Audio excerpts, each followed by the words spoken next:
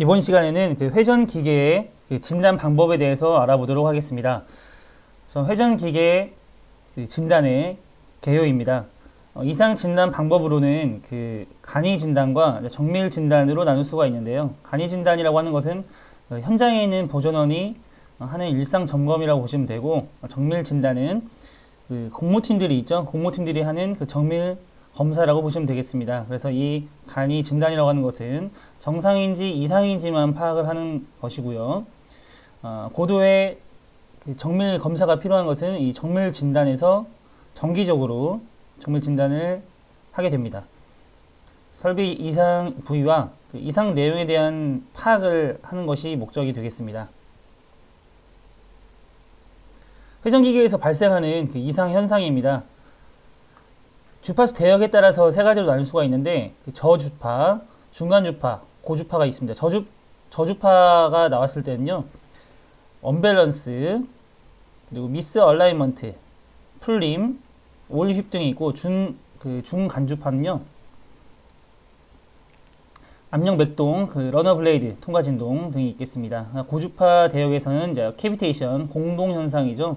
이게 압력 차이에 따라서 이렇게 그 공동, 그러니까 빈 공간이 나타나는 현상, 공동 현상이 나타나게 되고 유체음 진동이 있겠습니다. 이상 현상의 특징으로 이렇게 저주파 대역에서는 언밸런스가 있고요. 이 언밸런스라고 하는 말은 어느 한쪽으로 기울거나 치우쳐 있는 균형이 잡히지 않는 상태로 나타나게 됩니다. 이 진동 방향이 이게 특징인데요. 진동 방향이 수평입니다. 수평. 수평은 호리진이라고 해서 H로 나타낼 수 있겠습니다. 로터의 축심 주위, 질량 분포의 부적정에 의해서 통상 회전 주파수가 발생되게 됩니다. 그리고 이 미스 얼라이먼트라는 이상 현상도 나타나게 되는데요. 이 미스 얼라이먼트 같은 경우는 이제 진동 방향이 축 방향입니다. 엑시스에서 축 방향, A로 나타낼 수 있겠습니다.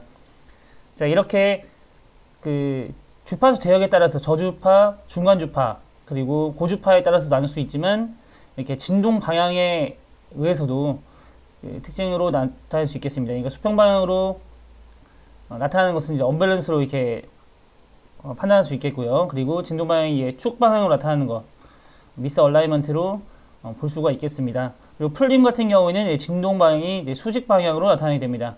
버티칼이라고 해서 이제 V로 나타낼 수가 있고요.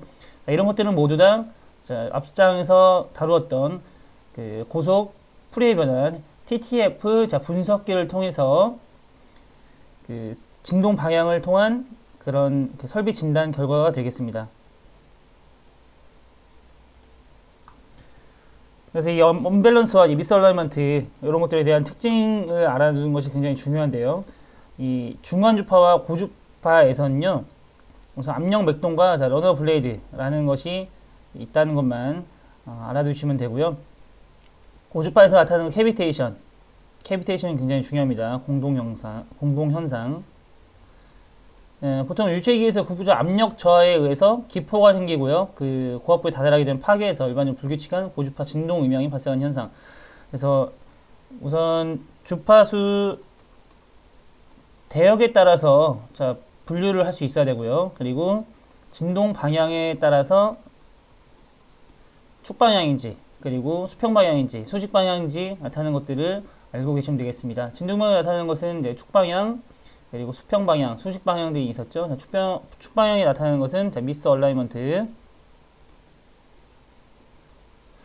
수평 방향으로 나타나는 것은 언밸런스,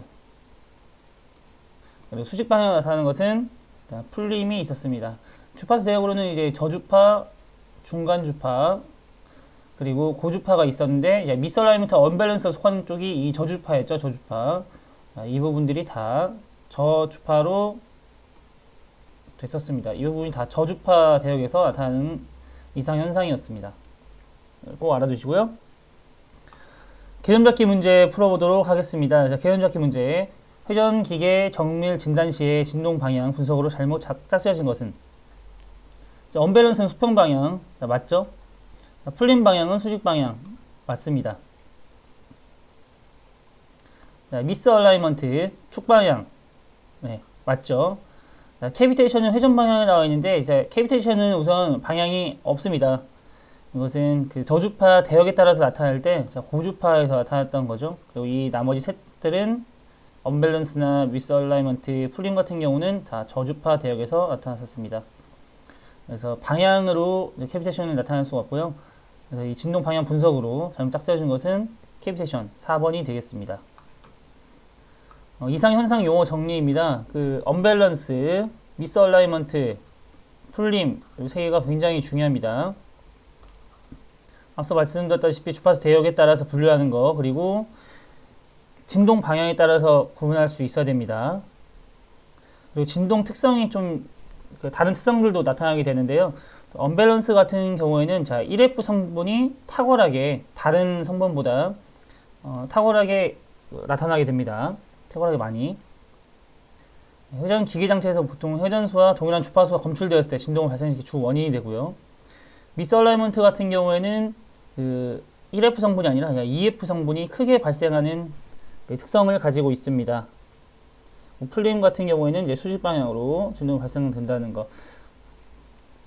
그래서 주파수를 분석을 할 때 이제 성분 분석에 의해서도 이제 설비 진단을 할 수가 있는데요. 자, 언밸런스 같은 경우에는 자, 1F 성분이 크게 탁월하게 많이 나타나는 것입니다. 이렇게 나타났다면, 그리고 방향은 언밸런스 수평 방향으로 나타나니까 수평 방향의 걸 봐야겠죠. 그리고 이제 미스얼라이먼트 같은 경우는 이제 축 방향에서 봐야겠습니다. 이 방향에서 1F, 2F, 3F가 있으면 EF가 크게, 근데 언밸런스와 달리 이제 미스얼라이먼트 같은 경우는 이제 1F 성분도 조금씩 나타내고요, 3F 성분도 좀 나타나게 됩니다. 그래서 EF 성분이 탁월하게 많이 나타나는 특성을 가지고 있습니다. 편심 같은 경우에는 이제 수직 방향에서 봐야겠죠. 수직 방향에서 보게 되면 1F 성분, F2, 이게 1F는 여기서 터빈의 그 임펠러 있죠. 임펠러 회전수라고 보시면 되겠습니다. 이 임펠러는 이제 날개라고 보시면 되고요. 자, 이 F2 성분은 회전 주파수라고 보시면 되겠습니다. 그래서 이 터빈 임펠러의 회전수 1F 성분이 나타나게 되고, 회전 주파수의 F2 성분이 나타나는 것이 편심의 특성이 되겠습니다. 그리고 미스얼라이먼트, 언밸런스가 되겠습니다.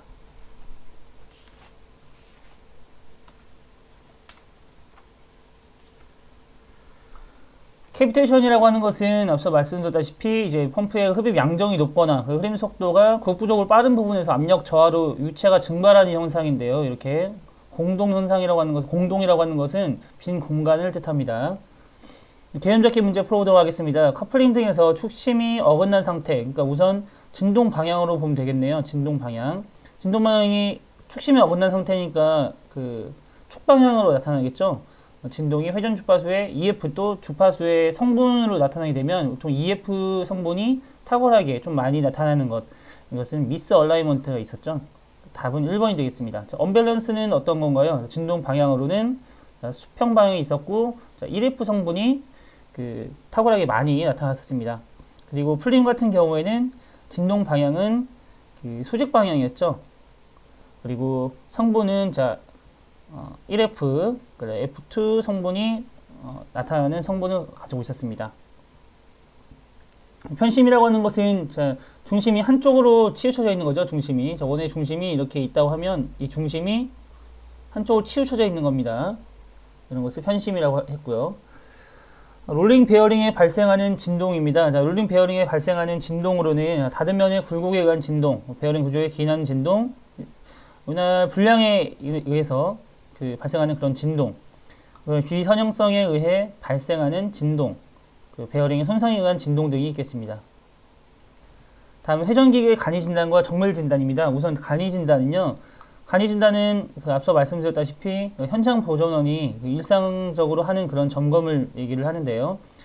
설비에 걸리는 스트레스, 이게 부하죠, 부하와 경량을 관리하고요.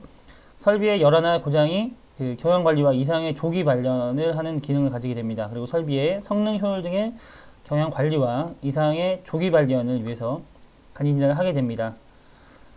간이 진단은요, 우선 생산에 직결되어 있는 가장 중요한 설비부터 해야 되고요. 고대 설비라고 해도 고장이 발생하면 상당한 손해가 있는, 그러니까 굉장히 중요한 설비들을 위주로 간이 진단을 일상적으로 하게 됩니다. 고장이 발생되면 2차 피해가 익시되는 설비, A라는 설비에 고장나면 자 B에도 영향을 줄 수 있는 그런 설비들이 있죠. 정비비가 많이 필요한 설비, 이런 것들이 간이 진단 대상 설비가 되겠습니다.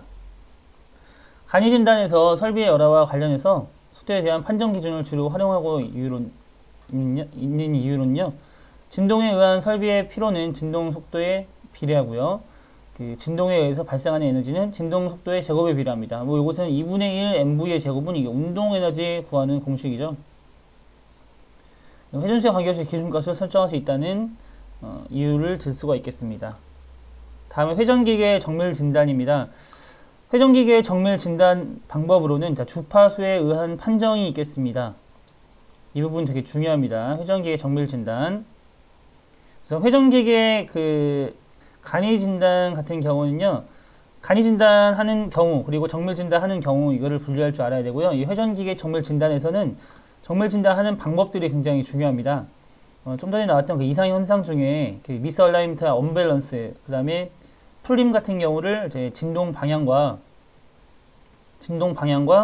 그 주파수 성분에 의해서 우리가 어떤 이상 현상인지 그 판단할 수가 있었죠. 그렇게 판단하기 위한 그런 정밀 진단 방법, 주파수에 의한 판정이 우선적으로 있는데요.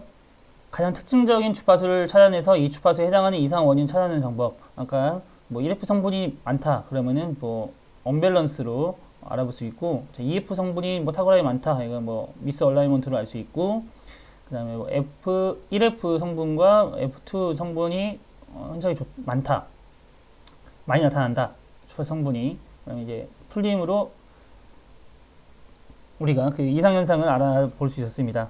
위상 분석이라고 하는 것은요, 베어링 위치에 대해서 위상각을 봄으로써 걔가 어떤 움직임으로 진동하고 있는지를 보는 방법이 되겠고요. 이 위상 변화가 없는 것이 강제 진동이 되겠고요. 위상 변화가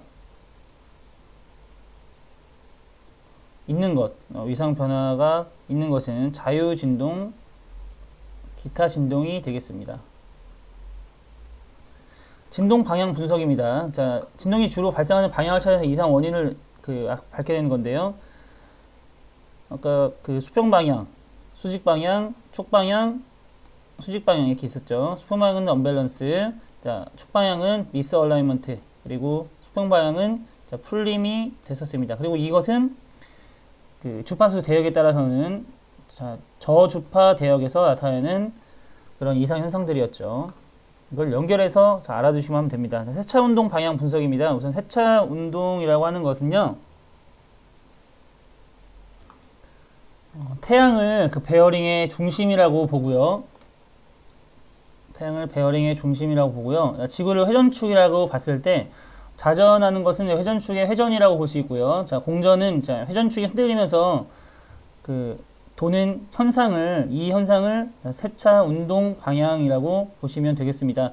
이 세차 운동의 원리를 이용해서 진동의 원인을 찾아내는 방법이 세차 운동 방향 분석이 되겠고요. 자, 진동 형태 분석으로는 그 진동 형태를 분석해서 이상 진동의 원인을 찾는 방법이 되겠습니다.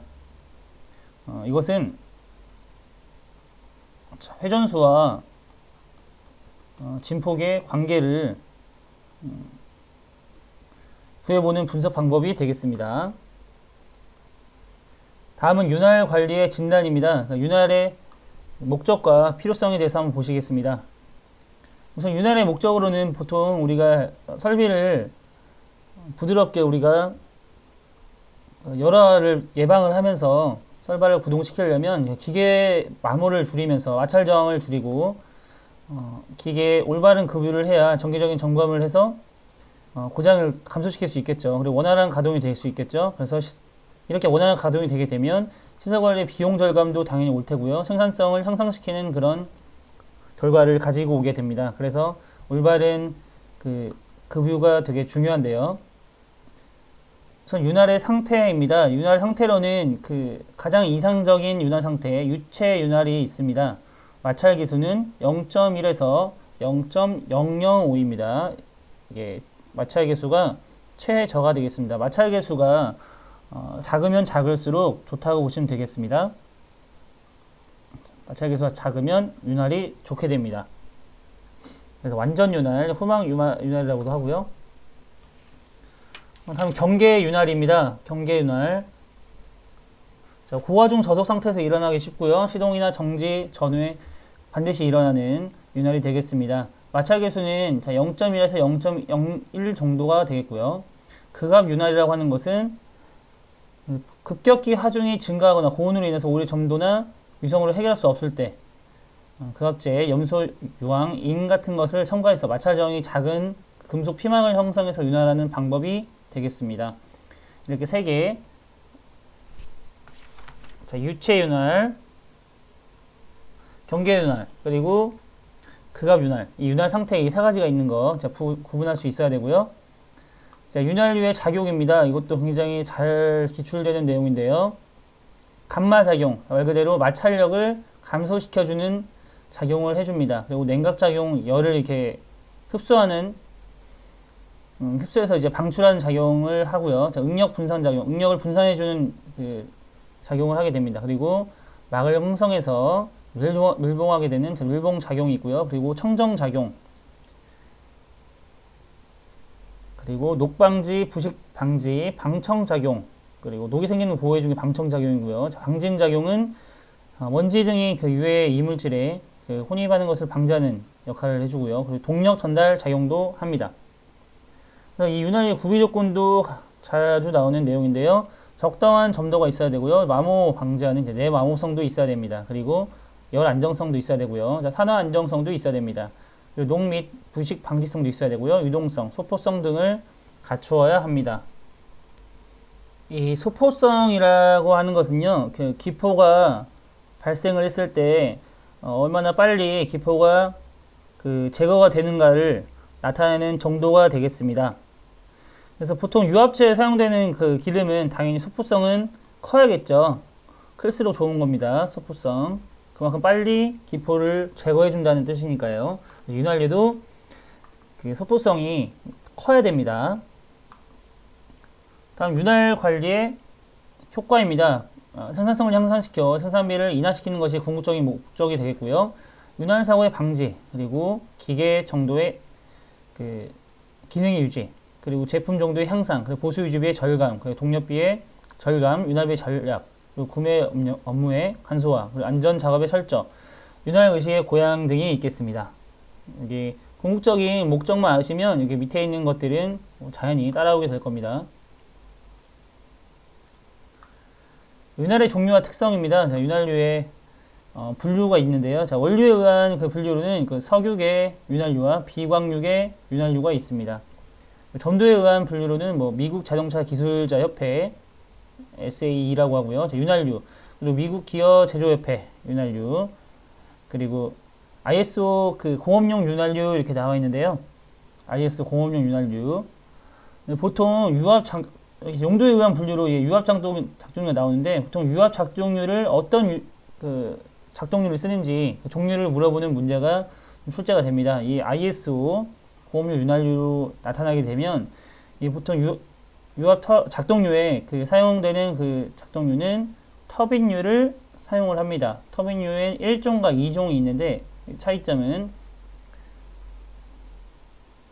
다른 물질을 첨가했다는 것이 1종, 첨가를 하지 않는 것이 2종이 되겠습니다. 터빈유 1종, 자, ISO VG 32, 46, 68 이런 것들을 유압 작동료에 사용을 하고요. 그리고 ISO VG 32, 46, 68, 100 이런 종류를 유압 작동료에 사용을 하게 됩니다. 자, 이런 내용들도 잘 나오는 내용이니까요. 우선 터빈유 알아두시고요.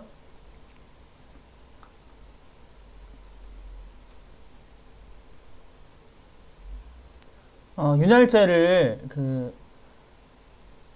우리 액상과 반고체 그리고 고체 윤활제로 구분할 수가 있는데요. 액상에는 광유나 그다음 지방류 그리고 이걸 합성한 합성유로 이렇게 분류를 할 수가 있고요. 반고체 그리스를 얘기를 하죠. 그리스는 실시용, 광청용 용도에 따라서 구분할 수가 있습니다. 그리고 고체 윤활제 같은 경우에는 고체 자체만 쓴 경우도 있고요. 이 고체에다가 반고체를 그리스를 합한 거, 또 혹은 고체에다가 이제 액체 윤활제를 합한 것으로 이렇게 세 가지로 나눌 수가 있겠습니다. 그래서 이 윤활유의 종류로는 방금 말씀드렸다시피 액상, 반고체, 고체 윤활유로 이렇게 나눌 수가 있겠습니다. 이 방청유는 그 공기 중에 산소나 수분을 차단해서 녹이 생기는 것을 방지하는 그 용도로 쓰이고요. 방청유의 종류로는 이렇게 용도에 따라서 지문 제거용, 용제 희석형, 방청 페트롤레이턴, 그리고 일반 방청유, 기화성 방청유 등이 있습니다. 이 부분에서는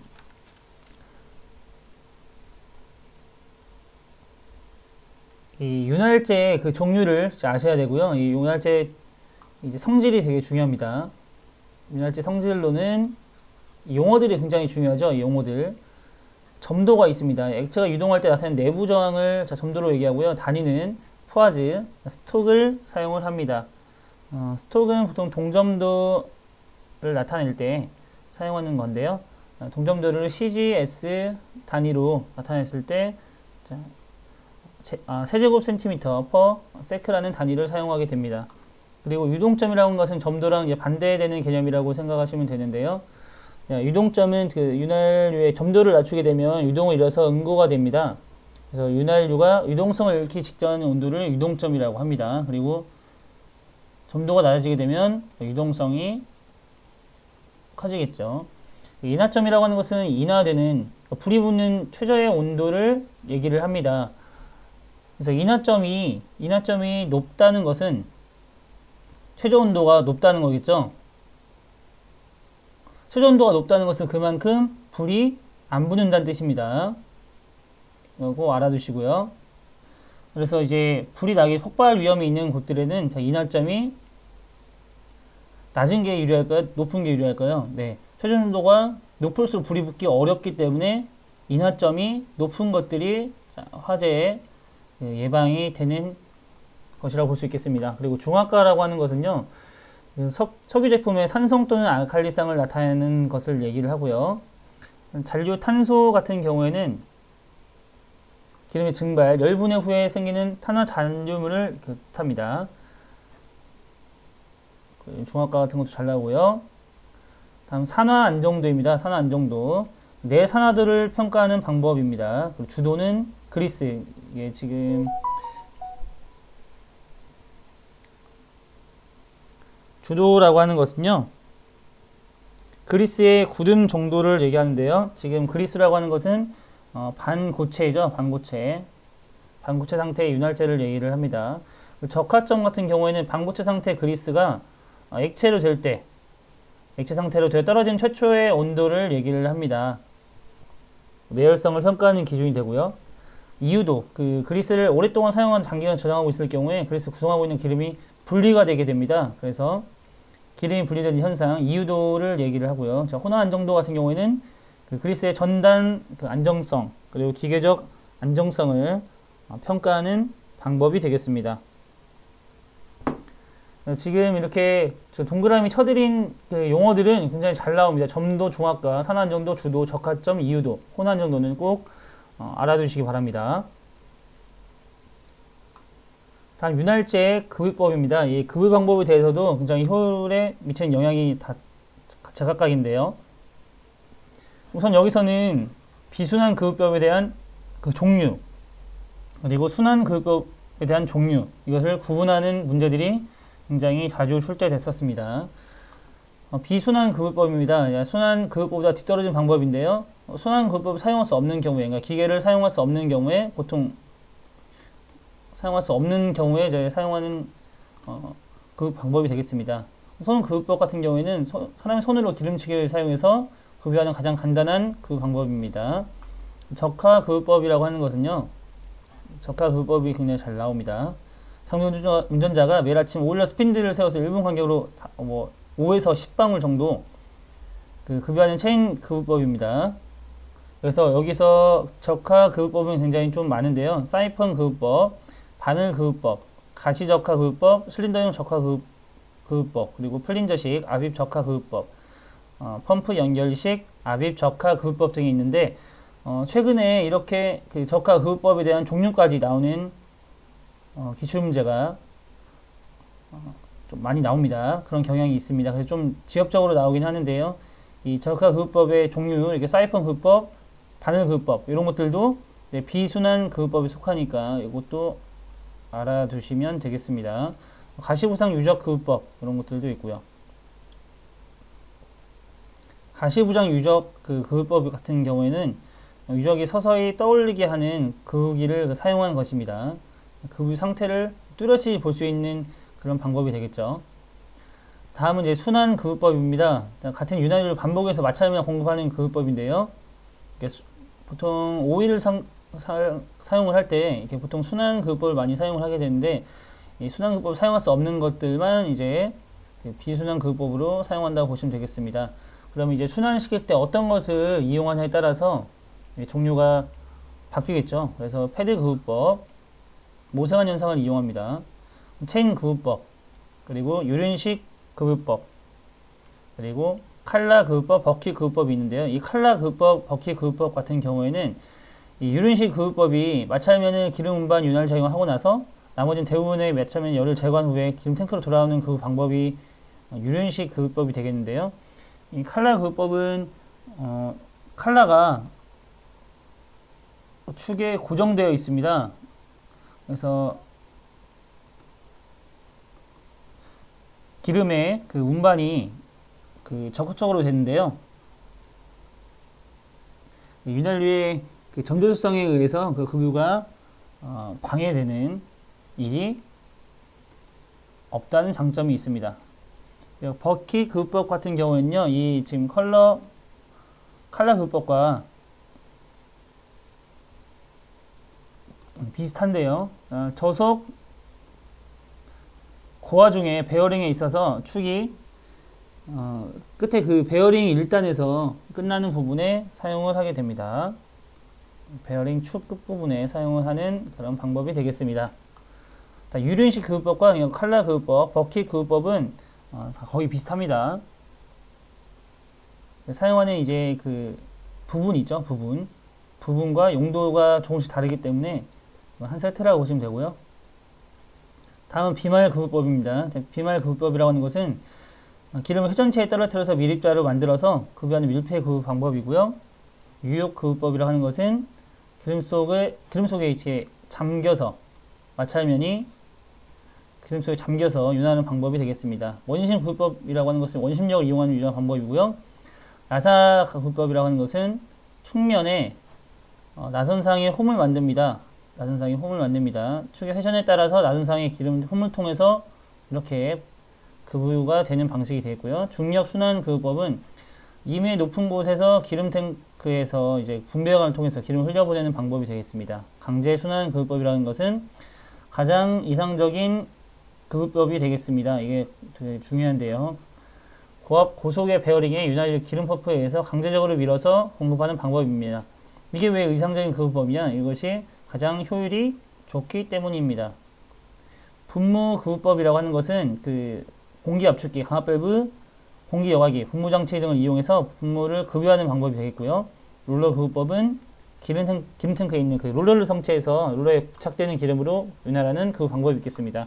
자, 이렇게 그 순환 그룹법과 비순환 그룹법에 대해서 알아봤는데요. 자, 어떤 것들이 순환 그룹법에 속하는지, 어떤 것들이 비순환 그룹법에 속하는지 이런 것들 보시고 이 강제 순환 그룹법, 그리고 유륜식 그룹법, 패드 그룹법 이 정도는 이제 특성까지 알아두시면 좋겠습니다. 그리스 이제 반고체죠. 자, 반고체 그룹법에 대해서 알아보겠습니다. 우선 반고체는요, 그리스건을 사용하거나 손 그룹법으로 비순환 그룹법을 사용하죠. 그리스의 급유의 장점은 급유 간격이 길고 누설이 적고요.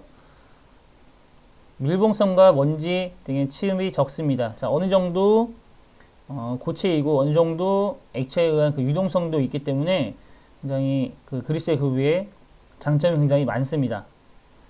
단점으로는 냉각 작용이 좀 적습니다. 그리고 균일성이 좀 떨어진다는 단점이 있겠습니다. 이 오일 윤활유와 그리스의 비교한 표입니다. 이 그리스는 반고체라고 있죠. 반고체. 회전 저항은 그리스가 굉장히 크고요. 냉각 효과는 이 액체 상태인 오일이 더 좋습니다. 순환 급유는 이제 오일이 이제 더 좋겠죠. 이건 비순환 급유법으로 하게 됩니다. 순환 급유로는 어려우니까요. 밀봉 장치는 굉장히 오일이니까 액체니까 복잡하게 되고요. 반고체 상태인 그리스는 이제 밀봉 장치 용이하겠죠. 누설이 오일이라서 굉장히 많을 수밖에 없는데 반고체라서 이것은 좀 누유가 많이 없습니다. 굳어있기 때문에요. 회전 속도는 모든 속도에서 양호하다는 장점을 가지고 있고요. 그리스 같은 경우는 초고성에는 굉장히 좀 곤란하게 됩니다. 이 비교하는 표 알아두시고요. 윤활유의 열화와 관리 기준입니다. 열화 원인으로는 그 산화, 탄화, 희석, 물, 전달 능력 이런 것들이 있는데 이 산화, 탄화 같은 경우에는 이것은 내부 변화에 의한 그 열화 원인이 되겠습니다. 그리고 연료에 의해서 희석이 되고요. 그리고 물에 의해서 유화 현상이 나타나게 됩니다. 전달 능력에 의해서도 열화가 생기고요. 그 이물질 혼입 등에 의한 열화도 생기게 되는데 이건 고형물질이나 유기용제 이런 것들 혼입으로 인해서 윤활유가 열화가 되게 됩니다. 그럼 이런 윤활유를 방지를 하려면 오일을 혼합해서 사용하지 않아야 되고요. 혼합해서 사용하면 좋지 않습니다. 그리고 고온에서는 점도가 떨어지기 때문에 사용하지 않는 것이 좋죠. 그리고 교환할 때에는 기존 오일과 혼합하지 않습니다. 그리고 기계를 새로 도입해서 사용할 경우에는 충분히 세척을 한 후에 사용을 해야 되고요. 이렇게 혼합하지 않는 경우는 이렇게 다 각 윤활유마다 특성이 있는데 특성이 다르겠죠. 그렇게 이 특성이 다른데 혼합하게 되면 그런 특성들이 다 무너지게 됩니다. 그래서 혼합하지 않는 거라고 보시면 되겠습니다. 그리고 이물질을 최대한 막아야 되고요. 주기적으로 세척을 실시하면 열화를 많이 방지할 수 있겠죠.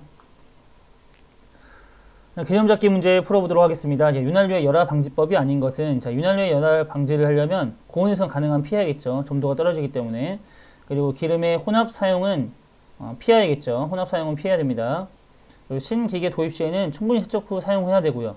교환 시에는 열화를 조금 남기고 교환한다 라고 나와 있는데 조금 남기고 교환하게 되면 이게 혼합이 되겠죠.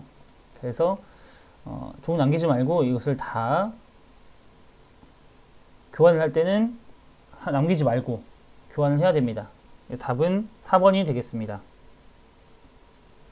윤활유의 첨가제입니다. 그 윤활유가 이미 가지고 있는 윤활유의 성질을 강화하고 다시 새로운 성질을 주어서 그 기능을 향상시키고요.